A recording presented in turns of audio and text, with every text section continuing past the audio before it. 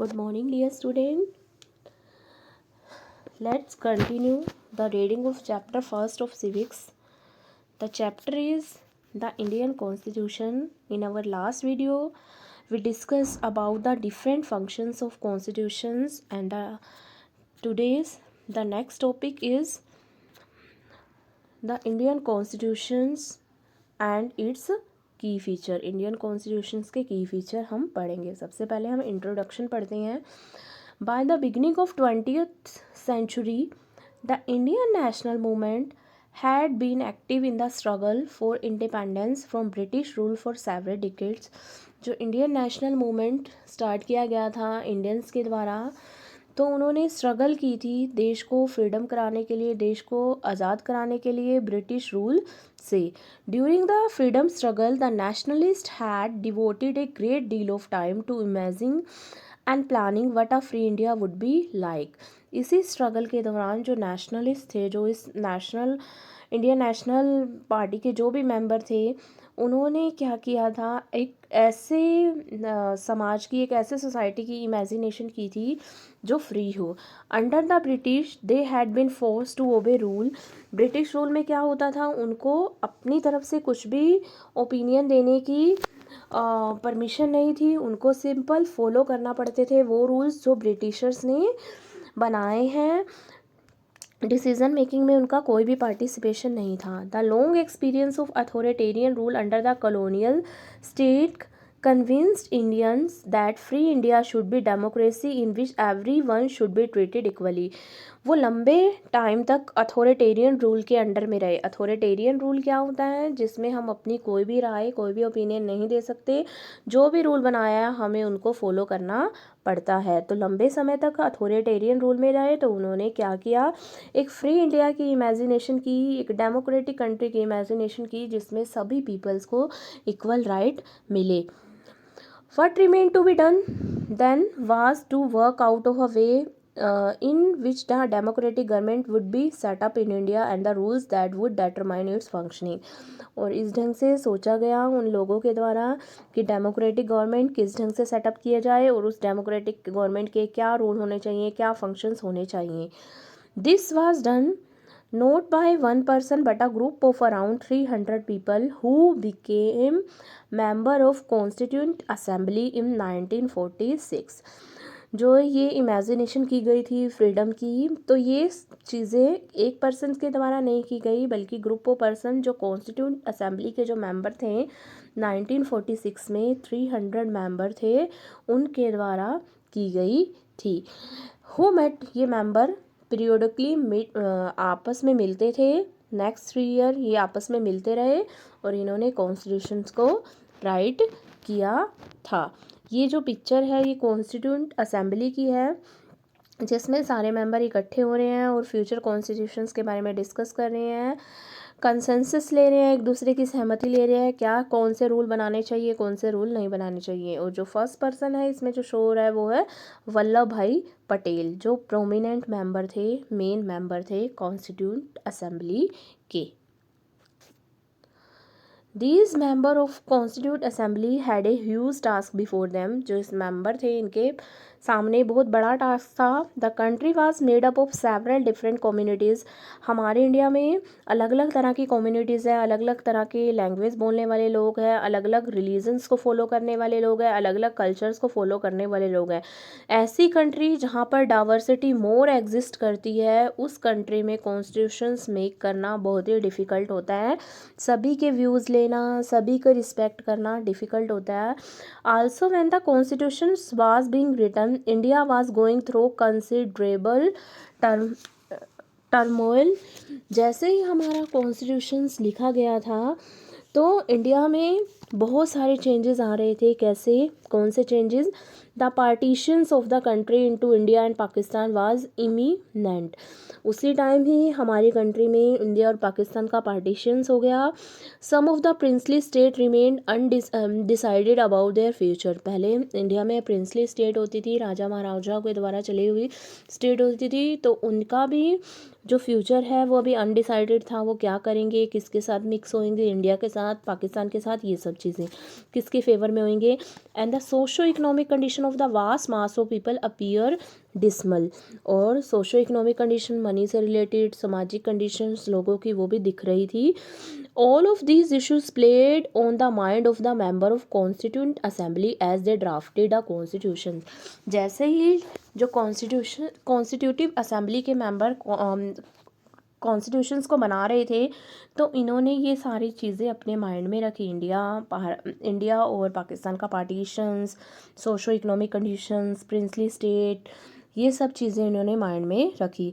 They rose to the occasion and give this country a visionary document that reflected respect of maintaining diversity while preserving national unity. उन्होंने ऐसे document बनाया या document को देखा, visionary मतलब उन्होंने कल्पना की ऐसे डॉक्यूमेंट को बनाने की जिसमें डाइवर्सिटी को मेंटेन किया जाएगा और नेशनल यूनिटी को प्रिजर्व करके रखा जाएगा। ये नहीं है कि एक की बात सुनी जाएगी, एक रिलीजन की सुनी जाएगी, सभी को ही रिस्पेक्ट दी जाएगी, सभी को इक्वालिटी दी जाएगी, ताकि हमारी कंट्री की जो यूनिटी है वो बनी रहे।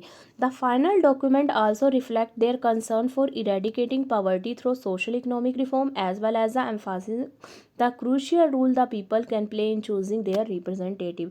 जो डॉक्यूमेंट बना था, फाइनल डॉक्यूमेंट तैयार हुआ था, उसमें अलग अलग कंसर्न दिखाए गए थे। फर्स्टली ये कंसर्न दिखाया गया था पॉवर्टी को इरेडिकेट करना, जो हमारे देश में पॉवर्टी है, गरीबी है, उसको दूर करने की कोशिश की गई थी।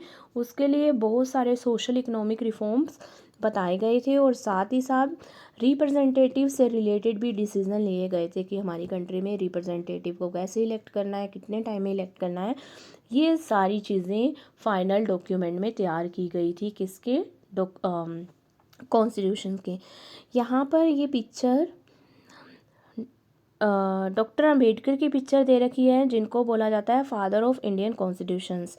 डॉक्टर भीमराव अंबेडकर जो हैं वो father of Indian constitutions consider किए गए हैं।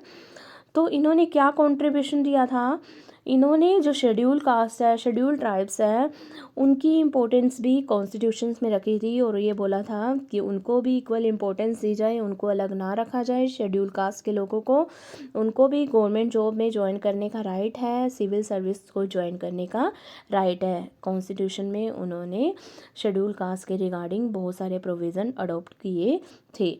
Listed below the key feature of Indian Constitution. While reading these, keep in mind the above mentioned concern of diversity, unity, social economic reform and representations that the author of this document were grappling with.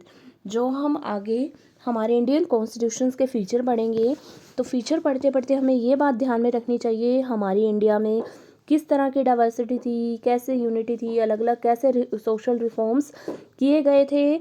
जो भी documents right कर रहे थे, constitution का document right कर रहे थे, तो उनको ये सारी चीज़ें फेस करनी पड़ी थी। Try and understand the way in which they try to balance this concern. समझने की कोशिश करें कि कैसे इन सब में बैलेंस बनाकर जो इंडियन कॉन्स्टिट्यूशंस है वो राइट किया गया था, ड्राफ्ट किया गया था डेमोक्रेटिक सोसाइटी के लिए। क्लियर, ये सारी इंट्रोडक्शंस थी कि कैसे इंडियन कॉन्स्टिट्यूशन मेक किया गया था, किन लोगों ने पार्टिसिपेट किया गया था और उसके कितने मेंबर थे, और असेंबली, कॉन्स्टिट्यूटिव असेंबली कैसे हेल्ड होती है, 300 मेंबर्स थे और वो टाइम टू टाइम मीट करते थे और कॉन्स्टिट्यूशन को ड्राफ्ट करने की कोशिश करते थे और उसमें अलग अलग तरह के मुद्दे जो भी थे वो रखते थे। अब हमारा जो कॉन्स्टिट्यूशन बना उसके मेन फीचर क्या है। फर्स्ट फीचर है फेडरलिज्म। फेडरलिज्म क्या होता है, existence of more than one level of government in the country. Federalism का मतलब होता है कि कंट्री में एक से ज़्यादा लेवल ऑफ गवर्नमेंट, ठीक है, ये है फेडरलिज्म। हमारी कंट्री में एक लेवल ऑफ गवर्नमेंट नहीं है, वन से मोर लेवल ऑफ गवर्नमेंट जहाँ भी एग्जिस्ट करता है उसको हम बोलते हैं federalism. In India we have government at the state level. हमारे इंडिया में स्टेट लेवल पे भी गवर्नमेंट है, सेंटर पे भी है, स्टेट लेवल पे भी है और थर्ड लेवल पे भी है। थर्ड लेवल कौन सा होता है, पंचायती सिस्टम, पंचायती राज। स्टेट लेवल पे सेकेंड नंबर पे, सेंट्रल लेवल पे और इसके साथ पंचायती राज। तो हमारे इंडिया में 3 टियर सिस्टम है गवर्नमेंट के, ठीक है। ये हमने 6th क्लास में अच्छे से पढ़ा था। We look at the functioning of state government in your 7th book में, and this year we will read more about the central government. अब हम सेंट्रल गवर्नमेंट के बारे में पढ़ेंगे। पंचायती राज के बारे में 6th में अच्छे से पढ़ा था, स्टेट गवर्नमेंट के बारे में 7th में, और अब इस बुक में हम सेंट्रल गवर्नमेंट के बारे में पढ़ेंगे। The vast number of communities India mean that a system of government needed to device that did not involve only the person sitting in the capital city of New Delhi and making decision for everyone. Instead, it was important to have another level of government in the state so that the decision could be made for the particular area. ये नहीं है, यहाँ ये बात बता रखी है कि एक गवर्नमेंट से काम नहीं चलता। एक गवर्नमेंट से कैसे, जैसे सेंटर में गवर्नमेंट है, जो दिल्ली में जो गवर्नमेंट है वो रूल्स बना दें और बाकी वही रूल स्टेट में, वही रूल विलेज में अप्लाई हो। ये एफिशिएंट सिस्टम नहीं है गवर्नमेंट का। सेंटर ने रूल बना दिए और जिस स्टेट में लोग रह रहे हैं उस स्टेट गवर्नमेंट उनके अकॉर्डिंग बनाएगी, लोगों के अकॉर्डिंग, और जिस विलेज में लोग रह रहे हैं तो पंचायत समिति उसके अकॉर्डिंग रूल बनाएगी। While each state in India enjoy autonomy, हर स्टेट जो स्टेट गवर्नमेंट है उसको ऑटोनॉमी दी जाती है, फ्रीडम दी जाती है इन exercising power on certain issue subject of national concern require that all of the state follow the law of central government. Autonomy भी दी जाती है और कुछ कंडीशंस में इनको सेंट्रल गवर्नमेंट को फॉलो भी करना होता है। The Constitution contain list that detail the issue of each tier of the government can make law on it। क्या हुआ, हमारे कॉन्स्टिट्यूशंस ने लिस्ट बना रखी है हर टीयर ऑफ गवर्नमेंट को क्या क्या करने चाहिए, क्या क्या उनकी पावर है, क्या क्या उनकी राइट्स हैं इसके regarding. In addition the constitution also specify where each tier of government can get the money from for the work that it does. साथ ही साथ हमारे कॉन्स्टिट्यूशंस ने ये भी स्पेसिफाई कर रखा है कि अलग अलग टीयर ऑफ गवर्नमेंट को कहाँ से फंड मिलेंगे, कहाँ से पैसा मिलेगा और कहाँ उनको वो पैसे को यूटिलाइज करना है। Under federalism the state are not merely agent of federal government but draw their authority from the constitution as well. Federalism के अकॉर्डिंग जो स्टेट गवर्नमेंट है वो केवल एजेंट ही नहीं है लेकिन अपनी अथॉरिटी भी वो दिखा सकती है according to our constitutions. All person in India are govern by law and policy made by each of these level of government. हर पर्सनस को जो अलग अलग लेवल ऑफ गवर्नमेंट है उसके लॉज को और उसकी पॉलिसीज़ को फॉलो करना पड़ता है। क्लियर स्टूडेंट, ये हमारा था फर्स्ट फीचर ऑफ कॉन्स्टिट्यूशन, वो है फेडरलिज्म। फेडरलिज्म ये बताता है कि हमारी कंट्री में अलग अलग लेवल पर गवर्नमेंट एग्जिस्ट करती है, सेंट्रल लेवल पर, स्टेट लेवल पर और विलेज लेवल पर। Next feature of constitution is parliamentary form of government. जो हमारी फॉर्म ऑफ गवर्नमेंट है वो पार्लियामेंट्री फॉर्म ऑफ गवर्नमेंट है। हमने हमारे पहले वाले फीचर में पढ़ा था कि हमारी गवर्नमेंट 3 लेवल पे वर्क करती है। जो गवर्नमेंट बनती है, जो भी मेंबर इलेक्ट होते हैं, जो भी रिप्रेजेंटेटिव इलेक्ट होते हैं वो किसके द्वारा इलेक्ट किए जाते हैं, लोगों के द्वारा। तो यही फीचर इसी बात को एक्सप्लेन कर रहा है क्या, कि different tier of government that you just read about consist of the representative who are elected by the people. जो भी अलग अलग गवर्नमेंट होती है, अलग अलग टीयर होते हैं गवर्नमेंट के, उसमें रिप्रेजेंटेटिव कंसिस्ट होते हैं, रिप्रेजेंटेटिव शामिल होते हैं और वो रिप्रेजेंटेटिव किसके द्वारा इलेक्ट किए जाते हैं, पीपल के द्वारा।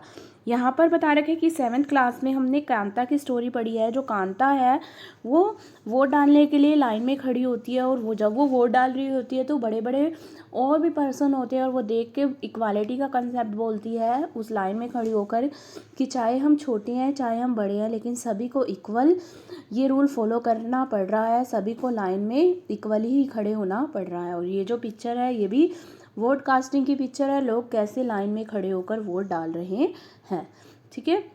The constitution of India guarantee universal adult franchise to all citizen. जो हमारा कॉन्स्टिट्यूशन है वो यूनिवर्सल अडल्ट फ्रेंचाइज का कंसेप्ट देता है, यूनिवर्सल अडल्ट सफरेज का कंसेप्ट जिसका क्या मतलब होता है कि all the adult in India those who are 18 और above 18 have the right to vote. हमारी कंट्री में वो लोग जो 18 साल के हैं और 18 साल से ऊपर हैं उनको वोट डालने का अधिकार है।